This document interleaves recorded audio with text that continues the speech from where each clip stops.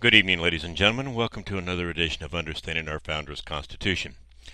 Tonight I want to talk about something that maybe is not directly constitutionally related, but in a way it is. And that is, we are today celebrating what I would term somewhat of an un-American holiday. We think about the holidays that we celebrate.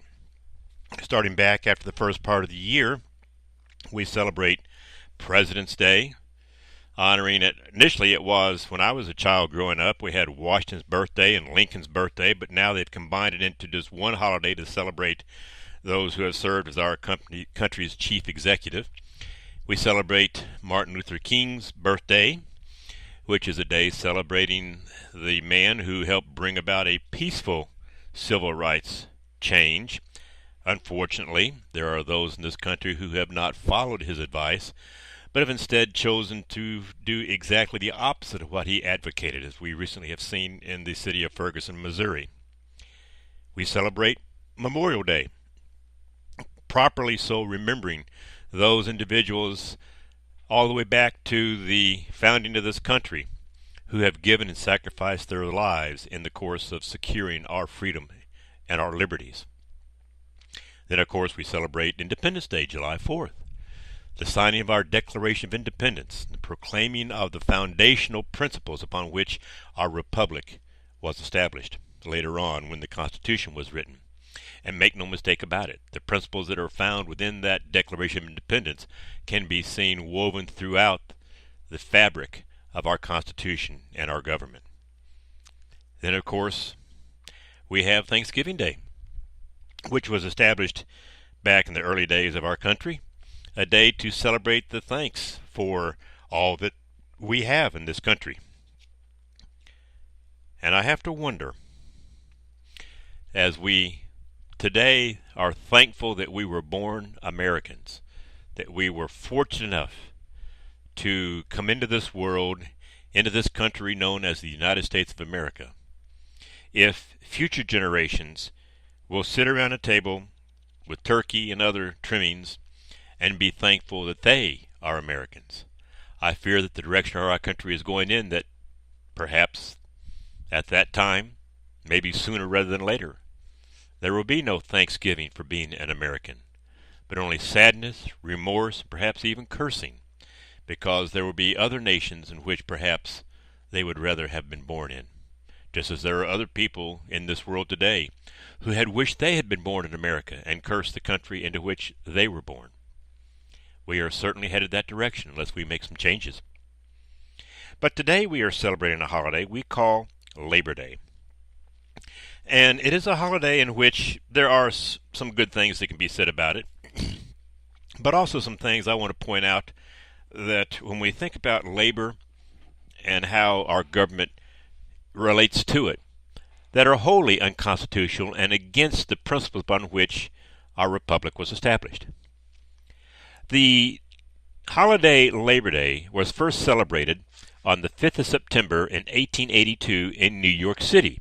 It was promoted by the Central Labor Union, which later then encouraged other unions in other cities to celebrate the same thing. And on February 21st, 1887, the state of Oregon became the first state to pass it as an officially recognized holiday. And the holiday was promoted by the labor movements at that time that were in their infancy as a reason to celebrate the contribution of American workers to the success story of America. And with that, I wholeheartedly agree that indeed it is the ingenuity, the hard workingness, and the self-sacrificial nature of the American workers in all fields of endeavor, be it agriculture or industry or whatever it might be, who have made this country great. Contrary to what President Obama has said, they did build it, and Americans did build this country. From the tycoons of the Rockefellers and the Vanderbilts and the other tycoons of industry, the captains of industry, to those who actually worked in their companies, in the steel mills, in the railroads and so forth, in the oil fields, all had a role to play in building this great nation. not government.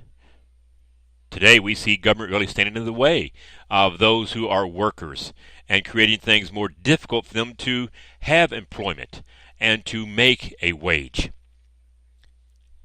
But I would ask, what about others? Why don't we have an entrepreneur day? How about a corporation day? Oh, we can't have that because corporations, as we know, according to the lefts, they're bad and evil. Yet it is corporations that provide workers a place for which they can labor and earn a living. It is the entrepreneurs that come up with the new ideas and inventions and services and products, which then develop into companies like Apple and Microsoft and others that we could name, that produce employment for untold thousands of workers.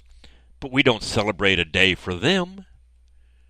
And yet they have as much of a contribution to the success and welfare of America as do the actual laborers. But we don't celebrate them. Why is that, I wonder? It's because we still have this Marxist attitude of labor versus management, or labor versus company. Unions are a fine thing to have, I guess, if people are free to choose them. If people wish to join together and to negotiate for higher wages or whatever they want, they should be free to do so. But if people, on the other hand, do not want to be forced into a position where they are required to be a part of a union in order to have a job, that is wrong. Because, you see, we talk a lot today about corporate cronyism, where government is in bed with the corporations and handing out corporate favors in terms of tax breaks and subsidies and things of that nature to certain corporations, picking winners and losers. And that is nothing more than fascism, because fascism is defined to be the uniting of the economic power of corporations with the political power of government. And we see writings about how bad corporate monopolies are. We can't have monopolies, industries, because that squelches competition and therefore impedes new innovations and changes and new products and improved products and services, and also makes it so that the monopolist can charge whatever he wants to, and we have no choice but to pay it because there is no competition.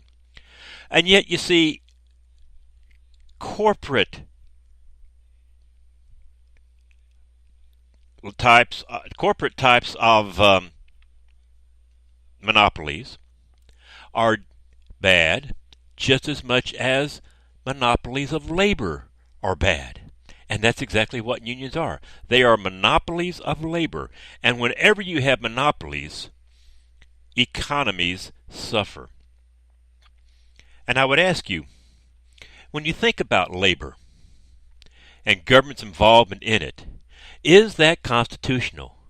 Is there any place in the Constitution for the government to be involved in labor? Where in the Constitution does it authorize for the government to have a Department of Labor? Where in the Constitution is it authorized to have an agency such as OSHA?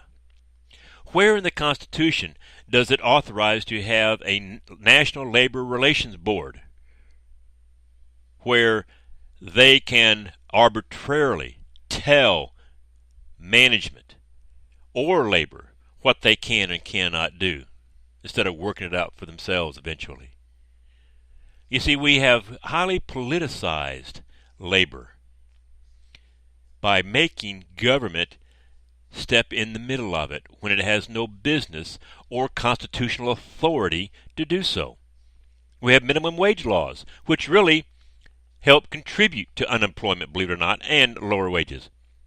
Because you see, if we had free marketplace, companies would have to compete for labor and would have to attract people with better wages and benefits instead of just getting by at the minimum. Because you see, government involvement in labor is an opposition to freedom. It is a disruption in the marketplace. And it is just as damaging no matter what it is, whether you're talking about intervention in business or intervention in labor. And in view of this, let me just share with you a couple quotes as we get ready to come to the end of our time tonight that are from one of the most respected free market economists in our time, and by the late Milton Friedman. He wrote a couple of books that are very good on discussion of free markets and government intervention and how it causes problems in the marketplace. And one is a book entitled Free to Choose. And in his chapter on who protects the worker, listen to what he said. He says, despite the image often conveyed that labor unions protect low-paid workers against exploitation by employers, the reality is very different. The unions that have been most successful invariably cover workers who are in occupations that require skill and would be relatively highly paid with or without unions. These unions simply make high pay still higher. He goes on to say that the ability of unions to raise the wages of some workers does not mean that universal unionism would raise the wages of all workers. On the contrary, and this is a fundamental source of misunderstanding. The gains that strong unions win for their members are primarily at the expense of other workers. In his other book, Capitalism and Freedom, he expanded on this very thought and how labor can be labor monopolies can be as bad as corporate monopolies. In this book, in his chapter on monopoly and social responsibility, he said if unions raise wage rates in a particular occupation or industry, they necessarily make the amount of employment available in that occupation or industry less than it would otherwise be, just as any high price cuts down the amount purchased. The effect is an increased number of persons seeking other jobs, which forces down wages in other occupations. Since unions have generally been strongest among groups that would have been high paid anyway, their effect has been to make high paid workers higher paid at the expense of lower paid workers. Unions have therefore not only harmed the public at large and workers as a whole by distorting the use of labor, they have also made the incomes of the working class more unequal by reducing the opportunities available to the most disadvantaged workers. In essence, he says, unions, by monopolizing labor, actually shrink the labor force and have the exact opposite effect in a workforce or workplace-wide environment than they would have had they not been there. As prices go up, eventually people say, I'm not going to buy that, or I'm going to buy less of it. Well, then he's making that same point. As unions force prices higher than they would normally be, it reaches the point where companies say, I'm not going to hire as many people. I am going to cut back on the workforce that I have. I'll cut other costs or other benefits. Or I will not pay those who are not union people less than I would pay them otherwise because I have to balance things out. Whenever there is a monopoly, whenever government gets involved in anything and seeks to control it, when it does not have the constitutional authority to do so, it always causes distortion, disruption, suffering that need not be.